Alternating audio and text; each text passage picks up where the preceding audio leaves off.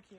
Yeah, wood. I'll be back. I'm gonna go sit with Jessica for a little bit. She's by herself. I'll be back. Yeah, it was like daylight up there. I could see them People, all. you should be here. You're missing out. That's right. That's right. You snooze, you lose. That's right. We're talking about you, Karen and Cindy.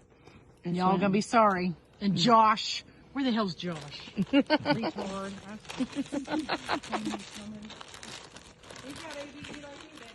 I know.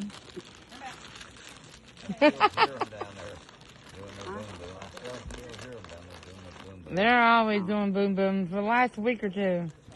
Well, last night was wow. I know. Was they really letting them off the Oh yeah, last night you wouldn't believe it. Everybody cutting loose, huh? Mm-hmm. I know the cops were saying on TV they were getting people. I'm like, I hope not. Hell's damn cops. They ain't coming up here.